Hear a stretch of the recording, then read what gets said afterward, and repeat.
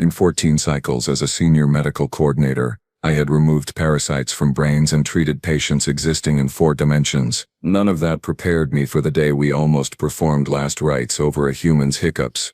My name is Thielvar, and I have been working at Zenith Station Hospital for approximately 14 cycles. I have seen approximately 3,417 patients during my tenure as senior medical coordinator. I have witnessed crystalline bloom syndrome in a Vexian ambassador, treated a Quellan who accidentally phased through 17 decks before we could stabilize their molecular structure, and once removed a quantum parasite from a trader's cerebral cortex while it was actively existing in 4 dimensions simultaneously. Nothing, absolutely nothing, prepared me for the day we admitted Jack Brennan. The emergency shuttle arrived at Bay 7 with minimal fanfare.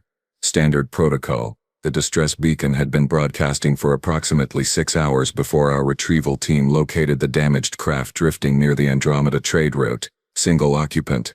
Life signs detected. Stasis pod activated. Everything seemed routine, which should have been my first warning that the universe was about to laugh directly in my face. I was reviewing inventory reports in my office when Nurse Quillara's voice crackled through my communicator, and I distinctly remember thinking her tone carried an unusual tremor. Thielvar, we need you in Medical Bay 3, immediately. What is the nature of the emergency? I asked, already moving toward the door. The stasis pod patient is waking up. That is the intended function of deactivating stasis pods, Quillara. Yes, but his readings are completely impossible. The monitors keep resetting. We thought it was equipment malfunction, but all 3 backup systems show the same results. I quickened my pace through the corridors, my secondary legs clicking against the polished floor. Medical Bay 3 was our intensive care unit, reserved for critical cases requiring constant observation. When the doors slid open, I was greeted by a scene that resembled controlled chaos more than professional medical practice. 4 nurses were clustered around a single monitoring station, their appendages gesturing frantically at the displays. Dr. Zenith stood near the stasis pod, his usually calm demeanor replaced by something resembling existential confusion. The pod itself was open, and inside, sitting upright with remarkable casualness, was the human. "Oh, hey there," the human said, his voice raspy but surprisingly cheerful. "Where exactly am I? And, why does everyone look like they have seen a ghost? Do you guys have ghosts? That would be wild." I approached slowly, activating my medical scanner as I moved. The device immediately began displaying readings that made absolutely no sense whatsoever. Internal pressure that should have caused immediate organ rupture. Bone density that seemed engineered for a planet with triple our gravity, a cardiovascular system that was simultaneously inefficient and somehow over-engineered, chemical compositions in the bloodstream that should have been lethal toxins. "Sir, please remain calm," I said, using my most soothing professional tone. "You have been involved in a shuttle accident. You are currently at Zenith Station Hospital. I am Thielvar, Senior Medical Coordinator. Can you tell me your name?" "Jack Brennan," he replied, swinging his legs over the side of the pod. "And honestly, I feel pretty good considering I just crashed a shuttle. Little hungry though. You guys got food here? Maybe something with protein?" "Please do not move suddenly," Quillara interjected, her voice pitched higher than normal. "Your internal readings are highly unstable." Jack laughed. Actually laughed. The sound was loud and completely inappropriate for someone who, according to our instruments, should have been experiencing catastrophic systemic failure. "Unstable? Nah. I am fine. Just got that post-stasis grogginess, you know?" He stretched his arms above his head, and I heard several joints produce audible popping sounds. 3 nurses gasped simultaneously. 1 stepped backward into a medical cart. "What was that noise?" Dr. Zenith demanded, his scales shifting to a pale yellow that indicated severe distress. "What noise? Oh, you mean my back cracking? Yeah, feels good to stretch after being frozen. How long was I out?" The human Jack Brennan stood up fully.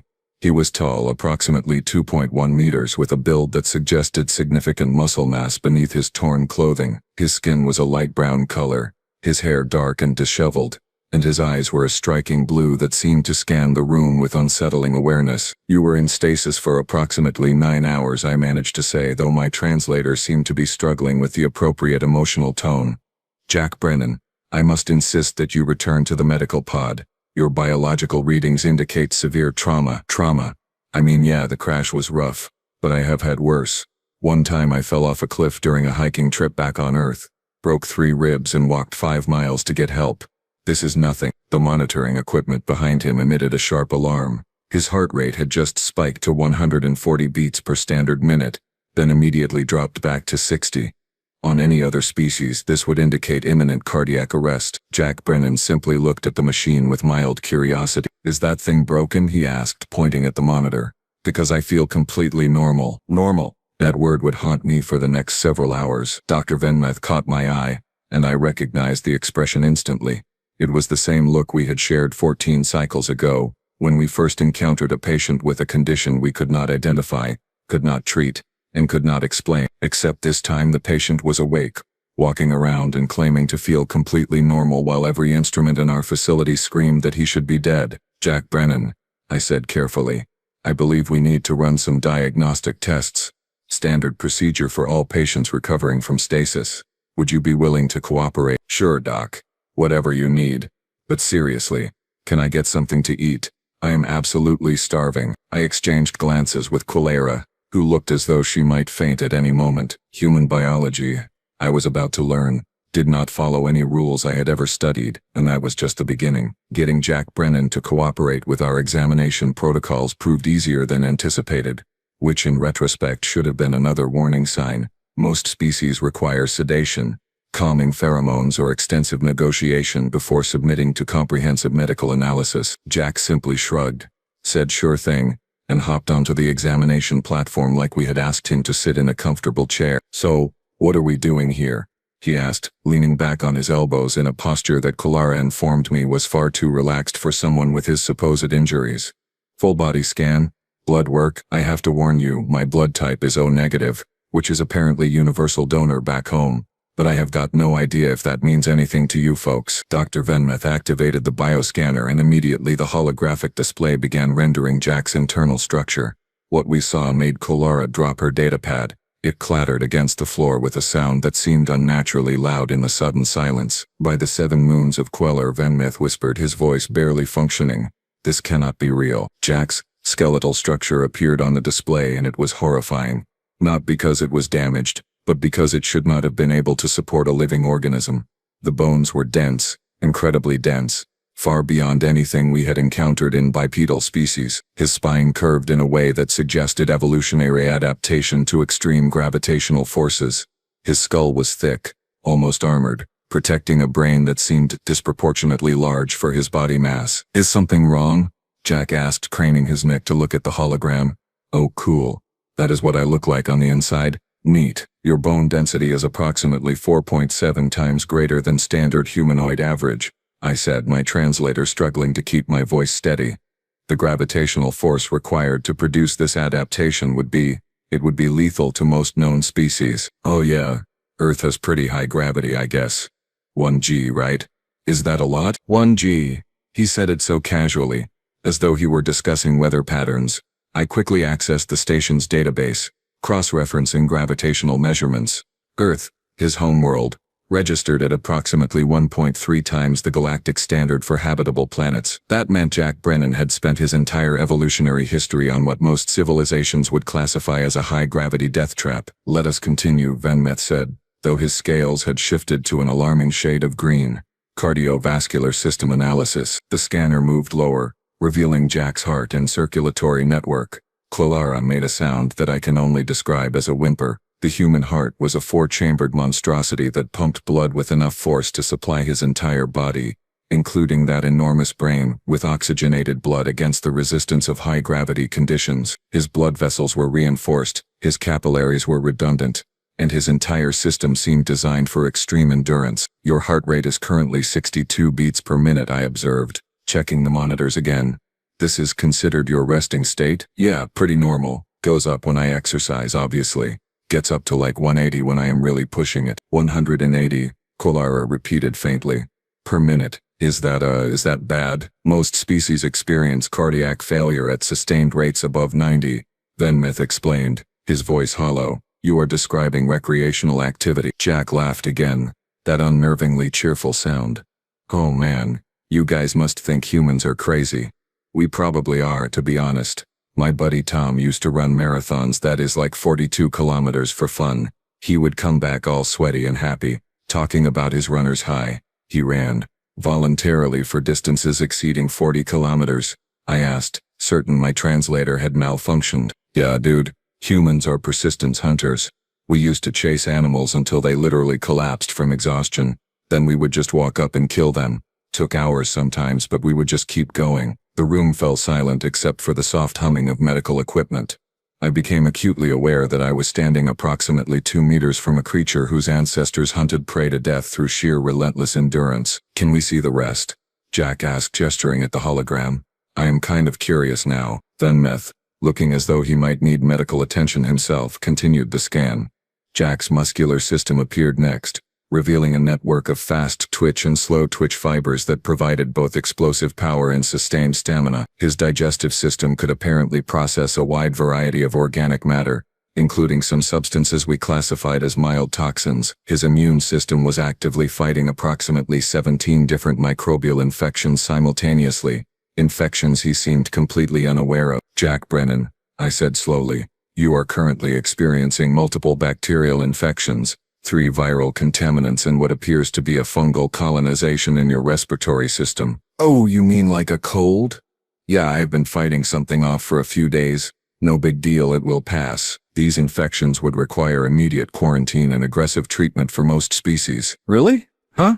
I mean, I feel fine. Little congested maybe, he sniffed, demonstrating the congestion. And Kolara actually took 3 steps backward. Your body is fighting these infections while simultaneously healing from impact trauma, operating in an unfamiliar atmospheric composition, and maintaining full consciousness and mobility, Zenith said, and I detected something in his voice that might have been awe or terror.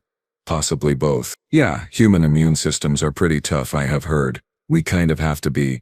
Earth is full of stuff trying to kill us constantly. Bacteria, viruses, parasites, other humans sometimes. You adapt or you die. You know, I did not know. I could not possibly know. My homeworld was a peaceful paradise compared to the nightmare Jack was describing so casually. There is significant bruising across your torso, I observed, noting the dark purple discoloration visible through the tears in his clothing. Broken ribs, possibly. Internal bleeding likelihood is high. Jack lifted his shirt, revealing the injuries. The bruising was extensive, covering approximately 30% of his chest and abdomen. He pressed his fingers against his ribs, wincing slightly. Yeah, that hurts a bit. Probably cracked a few. They will heal up in a couple weeks though. Ribs always do. A couple of weeks? Kolara's voice had risen to a pitch I had never heard from her before. Rib fractures require surgical intervention and regeneration therapy for most species. Recovery time is measured in months, not weeks. Seriously? Man, you guys are kinda fragile, no offense. No offense, he said, while describing a healing factor that bordered on regeneration. I looked at Dr. Zenith, who looked at Kolara, who looked at the monitoring equipment as though hoping it would provide some rational explanation for what we were witnessing. It did not. Jack Brennan was by every measurable standard an impossibility wrapped in flesh and bone, held together by sheer stubborn refusal to acknowledge that his biology made no sense, and he wanted breakfast. We had just finished the initial examination and I was beginning to compile my findings into something resembling a coherent medical report when Jack's body began convulsing. It started without warning. One moment he was sitting on the examination platform asking Kolara about what kind of food the station cafeteria served, and the next moment his entire torso jerked violently. His diaphragm contracted with enough force that I heard the sound from across the room. A sharp guttural noise that seemed to originate from deep within his chest cavity. Hic. Then again, hic, and again, hic. Medical emergency. Zenith shouted, rushing toward the emergency equipment cabinet. He is seizing. Cardiovascular collapse. Prepare emergency intervention. Kolara's appendages moved faster than I had ever seen, pulling out the neural stabilizer and the cardio resuscitation unit. The monitoring equipment screamed warnings, alarms blaring in overlapping frequencies that created a cacophony of impending doom. Jack's body continued its violent spasms, each contraction seeming to rack his entire frame. His face contorted, his eyes squeezed shut, and that horrible sound kept erupting from his throat at irregular intervals. Hiccup. His respiratory system is compromised, I announced, watching the readouts spike and plummet in patterns that indicated total organ failure. Diaphragm spasms detected, neural misfiring. This is catastrophic system breakdown. I had seen death before. Every medical professional has. But watching a patient deteriorate so rapidly, so violently, after seeming perfectly healthy moments earlier, triggered something primal in my psychology. We had failed him. Somehow, despite all our technology and expertise, we had missed something critical. Zenith grabbed my shoulder, his grip tight with urgency. Dovor, we are losing him. The readings indicate complete systemic failure. I do not think we can save him. Jack's body jerked again, harder this time. His hand moved to his chest, clutching at his sternum. His expression twisted in what I could only interpret as agony. Oh, ancestors, Quillara whispered, her voice breaking. He is dying. We are watching him die. In my 14 cycles at Zenith Station, I had developed protocols for nearly every situation. But standing there, watching this human's life slip away despite every impossible survival trait we had just documented, I felt utterly helpless. The weight of failure pressed down on me like the gravity of his murderous homeworld. And then I did something I had not done since my training days, something we are taught but rarely practice in modern medicine. I began to pray. Spirits of healing, guides of the eternal medical practice, I intoned, placing my primary appendages together in the traditional gesture. Accept this being into your care. May his journey beyond be peaceful. Zenith joined me immediately, recognizing the ritual. His voice harmonized with mine, adding the Quellan prayer for the dying. May the quantum strings carry his consciousness gently into the next phase of existence. Quillara, tears forming in her optical organs, added her people's death blessing. May the cosmic winds guide him home. May the stars remember his name. We stood there, 3 medical professionals, praying over a patient we had known for less than an hour, mourning the loss of a being whose biology we barely understood.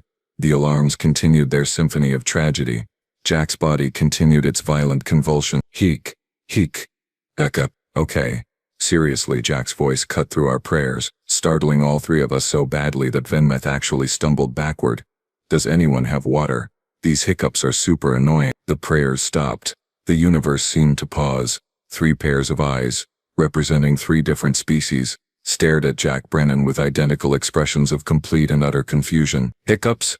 I managed to say, though my translator nearly gave up on processing the emotional content. Yeah, hiccups. You know, when your diaphragm spasms involuntarily. Got them right after the exam. Probably from talking too much on an empty stomach. He demonstrated his body jerking again with that same violent contraction. Hicks. See? Super annoying but totally harmless. Harmless, Quillara repeated, her voice flat with disbelief. We thought you were dying, Zenith said, and I detected a note of accusation in his tone. Dying? From hiccups? Nah, man. They are just uncomfortable. Usually go away after a few minutes, but water helps sometimes. Or holding your breath. Or getting scared actually, though you guys already tried that one accidentally. He grinned, apparently finding humor in our collective terror. I looked down at my appendages, still positioned in prayer formation. I looked at the emergency equipment Quillara had prepared, unused and unnecessary. I looked at the monitoring displays which were now showing that Jack's readings had returned to his normal impossible baseline. We had performed last rites over hiccups. Jack Brennan, I said, my voice carefully controlled. On your planet, this diaphragm spasm condition is considered, what did you say? Annoying. Yeah, annoying. Sometimes you get them at awkward times like during meetings or on dates. My record is like 2 hours of continuous hiccups. Thought I was going to lose my mind, but eventually they stopped. No permanent damage or anything. 2 hours, Zenith whispered, his scales now a color I had never seen before, something between horrified purple and existential crisis gray. Do human bodies frequently malfunction in ways that mimic fatal medical emergencies? Quillara asked, and I appreciated that she asked the question I was thinking. Jack considered this, tilting his head. I mean, kind of. We sneeze when our noses are irritated, which looks pretty violent, I guess. We cough when something is in our throat. We yawn when we are tired. Our joints crack and pop randomly. We get muscle spasms called Charlie horses that hurt like hell but are not actually dangerous. Oh, and sometimes our eyes twitch for no reason, which is weird but whatever. Each item on his list was another dagger to my professional confidence. And these are all considered normal? I asked weakly. Totally normal.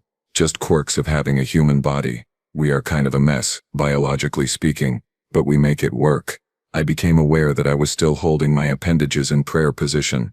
I lowered them slowly, feeling foolish and strangely relieved and also somewhat angry that this human's mere existence was giving me emotional whiplash. I am getting you water, Quillara announced, her voice carrying an edge that suggested she needed a moment to process what had just occurred. Thanks. Also sorry for freaking you guys out. Probably should have warned you that humans do weird stuff sometimes. Then, Meth deactivated the emergency equipment with more force than strictly necessary. I noticed his appendages were trembling slightly. Jack Brennan, I said, I am going to ask you a very important question and I need you to answer honestly. Are there other normal human conditions that might cause us to believe you are experiencing medical emergency? He thought about it, his face scrunching in concentration. Oh, probably tons. Humans are weird, but hey, if something actually serious happens, I will let you know. Okay? How will you differentiate between serious conditions and normal human weirdness? Venmouth demanded. Jack shrugged. I will probably say something like, ow, that really hurts. Or hey, I think something is actually wrong. You know, communicate. Communication. What a novel concept in medicine. Clara returned with water, which Jack drank gratefully.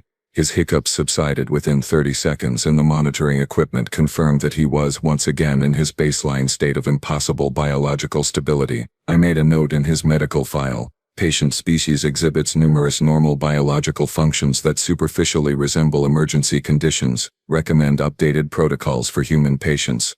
Also recommend sedatives for medical staff. The prayer beads I carried for ceremonial purposes felt heavy in my pocket. Mocking me, Jack Brennan smiled, apparently oblivious to the psychological damage he had just inflicted on 3 trained medical professionals. So, about that breakfast, Chief Physician Korath arrived in Medical Bay 3 approximately 47 minutes after the hiccup incident, which I had dutifully reported as a false alarm medical emergency.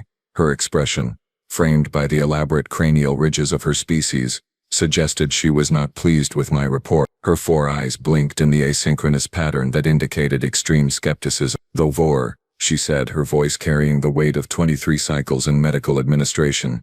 You filed an emergency death protocol report followed immediately by a complete retraction, citing patient hiccups as the cause of confusion.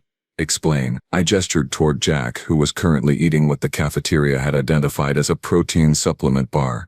He had already consumed 4 of them, claiming he was still hungry. The bars were designed to provide complete nutritional sustenance for an entire day. He treated them like appetizers. Chief Physician, allow me to introduce Jack Brennan.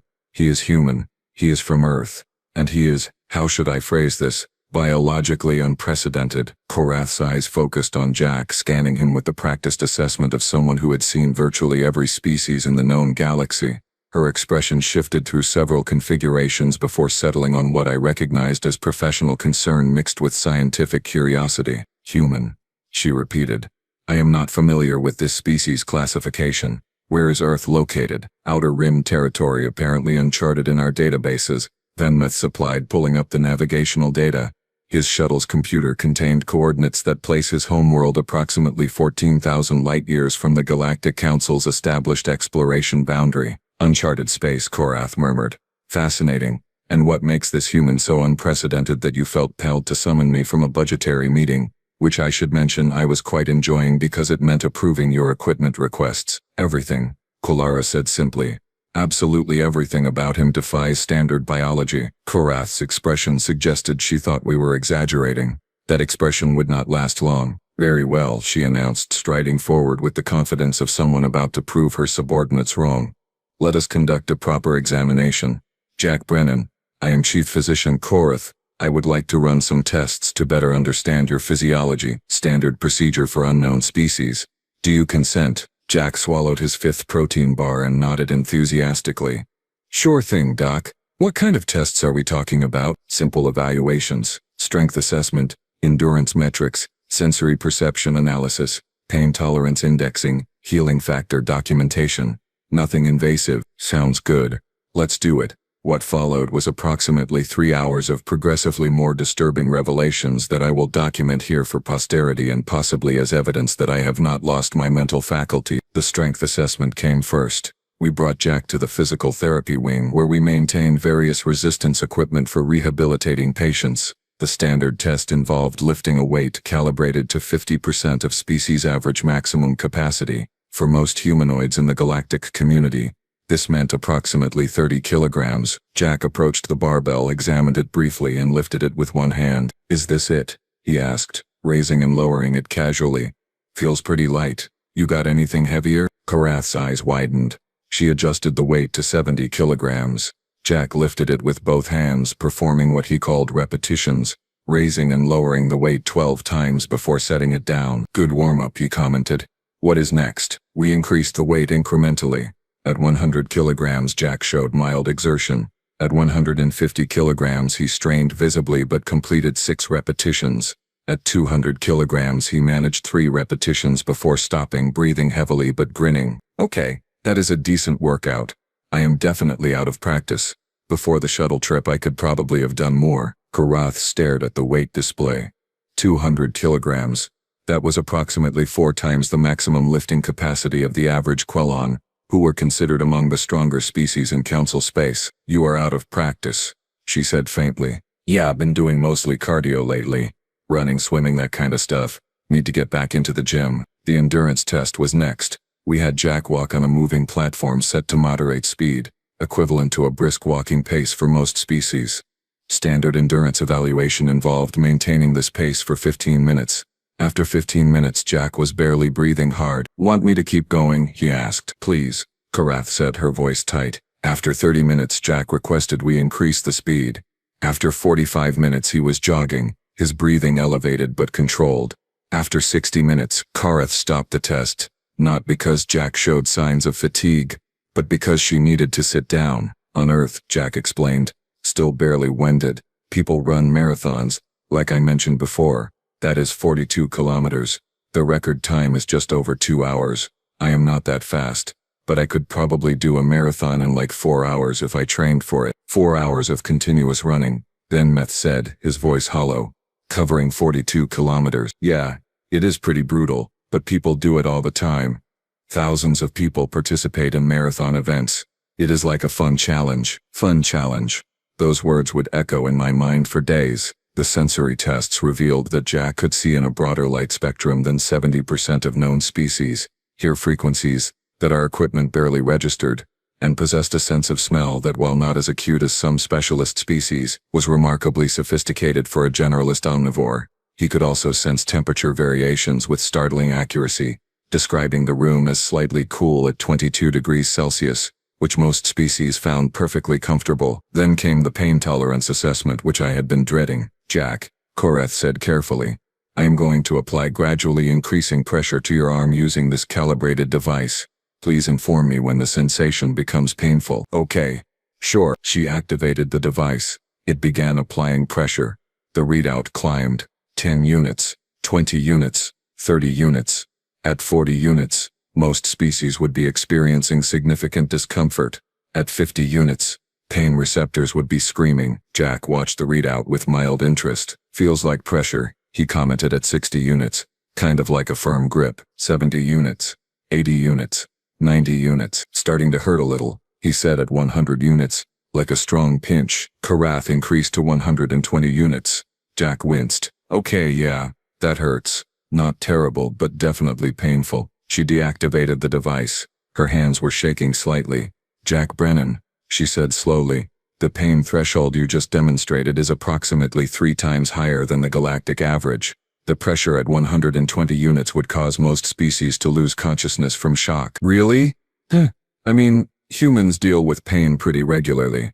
You stub your toe, you get a headache. You work out too hard and get sore. You just kind of push through it. You know, push through it, Karath repeated mechanically. We tested his healing factor by taking a small tissue sample, a standard biopsy procedure that involved a minor incision.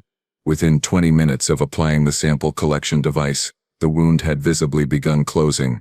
Within 2 hours, only a faint red line remained. Within 4 hours, even that had faded. Oh yeah, humans heal pretty fast from small stuff, Jack explained. Cuts, scrapes, bruises. Takes longer for big injuries, obviously, but our bodies are pretty good at repair work. Evolution, you know? If you did not heal fast on Earth, you probably did not survive long enough to reproduce. Karath had stopped taking notes. She simply stood there, her multiple eyes fixed on Jack with an expression I had never seen on her face before. It was the look of someone whose understanding of biology had been fundamentally challenged and found wanting. Jack Brennan, she finally said, her voice barely above a whisper. Your species is terrifying. Jack laughed. That same cheerful sound that seemed so at odds with the existential horror he was inflicting on us. Terrifying? Nah, we are pretty normal. You should meet some of the actually tough humans. Athletes, soldiers, endurance specialists. Those people are on another level. I am just a regular guy who worked in cargo logistics. Regular guy. Cargo logistics. He had just demonstrated physical capabilities that would qualify him as a super soldier on most civilized worlds, and he considered himself average. Korath turned to me and I saw something in her expression that I had never expected to see from the chief physician. Fear. Thulvor, she said quietly, I need you to research everything you can about Earth. I need to know what kind of planet produces beings like this. I need to understand what we are dealing with. Yes, chief physician. Jack, oblivious to the existential crisis he had triggered in an entire medical staff, stretched his arms above his head. His joints popped audibly. So, can I get some real food now? Those protein bars were okay, but I am craving something more substantial. Maybe some meat. You guys have meat here. We did have meat, but suddenly, watching this predator from an uncharted death world casually request flesh for consumption, I wondered if letting him eat in the cafeteria was a wise idea. I retreated to my office after ensuring Jack was escorted to the cafeteria under Quilara's supervision, though I suspected if any escorting needed to happen, Jack would be the one doing it. My terminal glowed softly in the dimmed lighting as I began my research, accessing the coordinates from Jack's shuttle computer and cross-referencing them with every astronomical database available to Zenith Station. Earth. Sol system. Third planet from a G-type main sequence star. The initial data seemed unremarkable. Standard planetary classification. Single moon. Rotation period of approximately 24 standard hours. Orbital period of 365 days. Everything appeared normal, which should have been my first indication that nothing was normal at all. I dug deeper, accessing the environmental data that Jack's shuttle computer had helpfully logged in its navigation systems. Gravity. 9.8 meters per second squared. I had to recalculate 3 times because surely the reading was incorrect. 9.8. That was 1.3 times standard galactic baseline. Humans had evolved under gravitational stress that most species would require exoskeleton support to withstand for extended periods. Every step Jack took, every movement he made was casual defiance of physics that would exhaust most species within hours. Atmospheric composition. 78% nitrogen, 21% oxygen. I felt my respiratory system constrict. 21% oxygen. Most civilized worlds maintained oxygen levels between 12 and 15%. Earth's atmosphere was hyperoxygenated, a composition that would cause oxygen toxicity in most species within days. Humans breathed what we would classify as a volatile accelerant with every breath and considered it normal. Surface temperature range, -89 degrees Celsius to 58 degrees Celsius. The numbers blurred on my screen. I reread them 4 times. Earth experienced temperature swings of 147 degrees. My homeworld's temperature varied by perhaps 20 degrees seasonally, and we considered that dramatic. Earth was a planet of extremes that would kill most galactic species through environmental exposure alone. But I was only beginning to understand the horror. I accessed the biological database next, searching for information about Earth's ecosystem. What I found made the previous discoveries seem quaint by comparison. Earth was classified according to the Objective Environmental Danger Assessment Protocols as a Class 12 death world. Class 12. There were only 15 classification levels. Earth was in the top 20% of most lethal planets capable of supporting complex life. The report detailed a planet where nearly everything was actively trying to kill you. Predators that ranged from microscopic organisms to multi-ton apex hunters. Weather patterns that included supercell thunderstorms capable of producing electrical discharges with billions of volts. Rotating air columns called tornadoes with wind speeds exceeding 300 kilometers per hour. Tropical cyclones that devastated entire regions. Seismic activity that could level cities, volcanic eruptions that altered global climates. Earth had a continent where almost 70% of the wildlife possessed venom capable of killing humans. Humans lived there anyway. They called it Australia, and considered it a nice place for holidays. The planet's oceans contained predators with teeth designed to tear flesh, electrical organs that could stun prey, and creatures with tentacles covered in neurotoxins. Humans swam in these oceans recreationally. For fun. The megafauna list read like a catalog of nightmares. Creatures called hippopotamuses that could bite a human in half.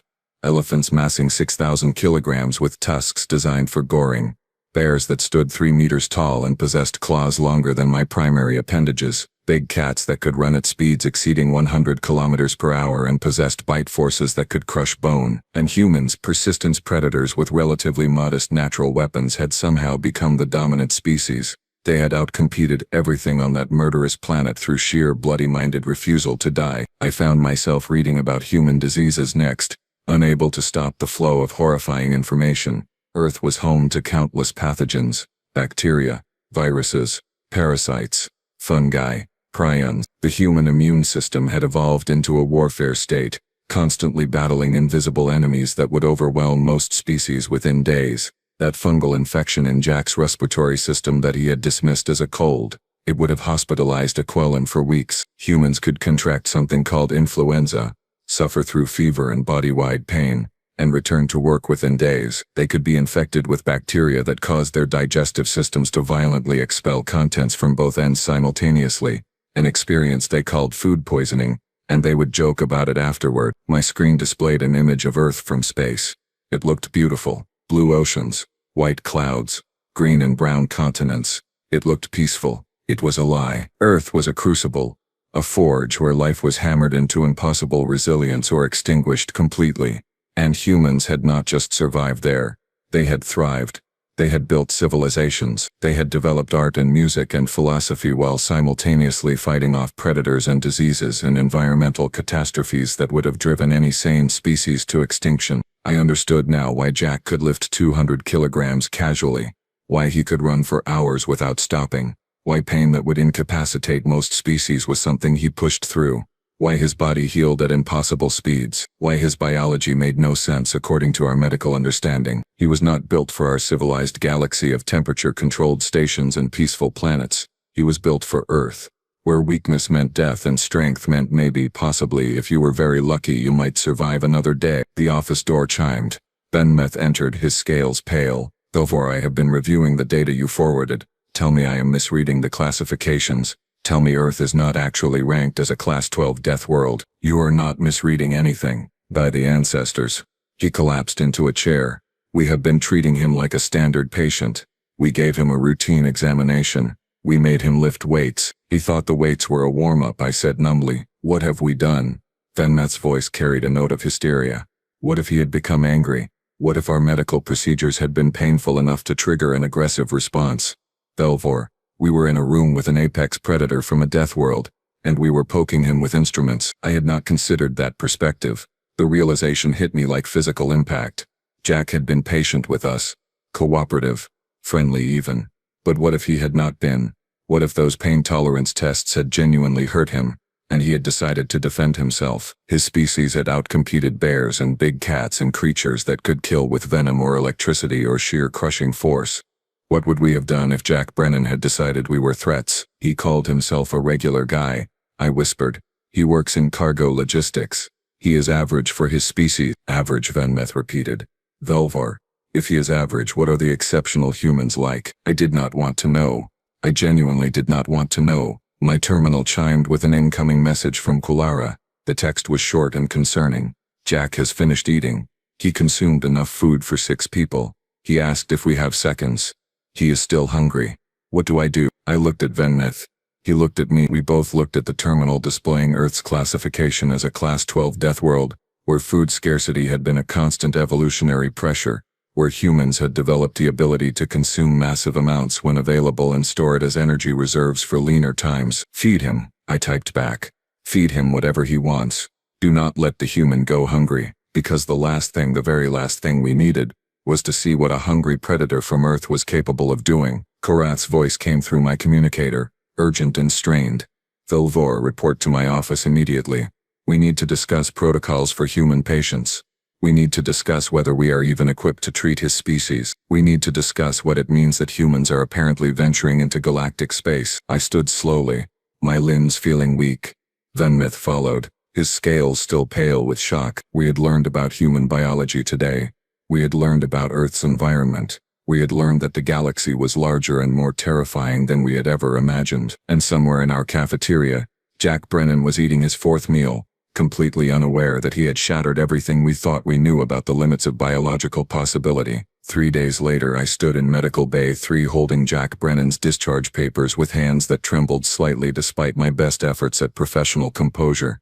The documents felt heavier than they should, weighted with implications I was still processing. Chief Physician Korath had insisted on a full medical evaluation before releasing him, which had resulted in 72 hours of increasingly disturbing observations. Jack had eaten approximately 18 meals, each sized for multiple people, and claimed he was finally feeling satisfied. He had slept for 8 hours straight without moving, a state we initially mistook for coma until he woke up refreshed and asked about breakfast. His various minor injuries had healed at rates that defied every medical model we possessed, and now, we were releasing him back into the galaxy. "So I am good to go?" Jack asked, signing the discharge forms on the datapad with casual efficiency. "Clean bill of health, medically speaking, yes," I said carefully. "Though I am not entirely certain what constitutes a clean bill of health for your species. You have recovered from injuries that would have required months of treatment for most patients. Your biological functions remain as they have been since arrival, completely impossible by our standards yet apparently normal for you." Cool, thanks for taking care of me, Doc. You guys did great work. We had performed minimal intervention beyond observation and feeding him enough food to sustain a small colony, but Jack's smile was genuine, his gratitude sincere, and I found myself appreciating the sentiment even as I mentally calculated how much danger he might pose to other station residents during his departure. "Jack Brennan," Korath said, entering the bay with Venmeth and Quillara following close behind. "Before you leave, we have prepared something for you." She held out a small data chip, her expression formal. "This contains comprehensive information about human biology as we understand it, based on our observations and your shuttle's database. We have also included a medical alert file that can be shared with other stations you may visit. It explains in diplomatic terms that human physiology differs significantly from standard galactic norms." "Oh, that is thoughtful. Thanks." Jack took the chip, examining it briefly before pocketing it. "Will other stations need this? I mean, I am probably heading back to Earth once I get my shuttle repaired. Not sure how many other humans are out here exploring." The 4 of us exchanged glances.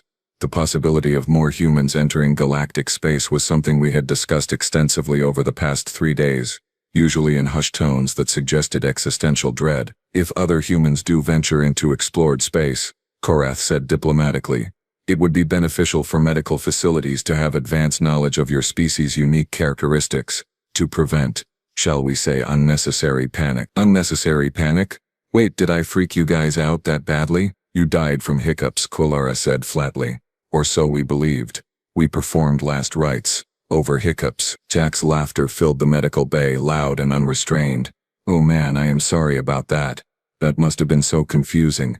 Yeah, humans probably seem pretty weird to you guys. We are weird to ourselves sometimes, to be honest." "Weird is an insufficient descriptor," Venmeth muttered. "Terrifying, impossible, illogically nonsensical. These are more accurate terms." "Jack," I said, feeling compelled to offer some final guidance, "please understand that most species in the galaxy are considerably more fragile than humans. Your casual physical contact, what you consider friendly gestures, could cause injury. Your standard exertion levels would exhaust most beings. Your dietary requirements would bankrupt smaller stations. Please exercise caution in your interactions." His expression sobered slightly. "Yeah. Okay. I will be careful. Did not realize how different we were until coming here. Kind of makes you think, you know? We take for granted how tough Earth made us." "Tough." The understatement was almost charming. "Here," Quillara said, offering Jack a container. "Protein supplements. Enough for approximately 10 days if rationed properly. For human metabolic rates," Korath added quickly. "Approximately 3 days." Jack accepted the container gratefully. "You guys are the best. Seriously. I know I was probably a difficult patient, but you took good care of me. If you are ever near Earth, look me up.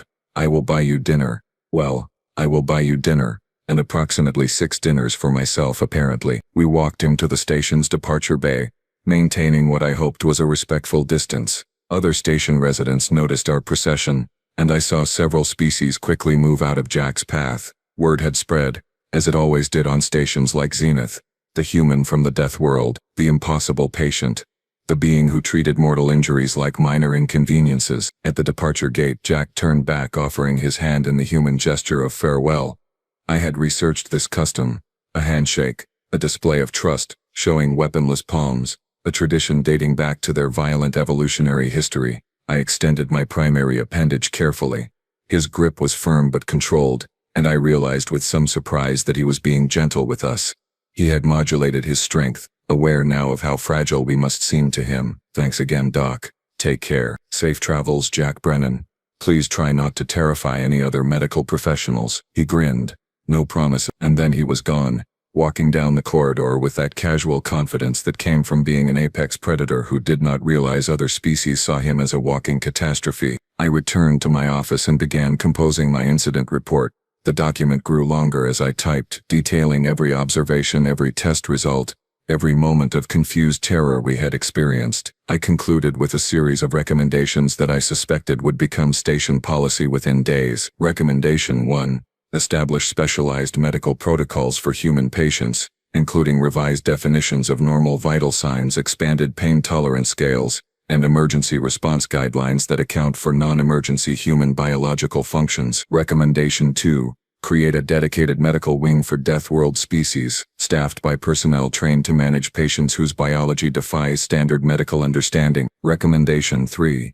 Implement station-wide educational programs about human capabilities to prevent panic when humans exhibit normal behaviors that appear catastrophic to other species. Recommendation 4. Increase cafeteria food production capacity by 300% in anticipation of future human visitors. Recommendation 5.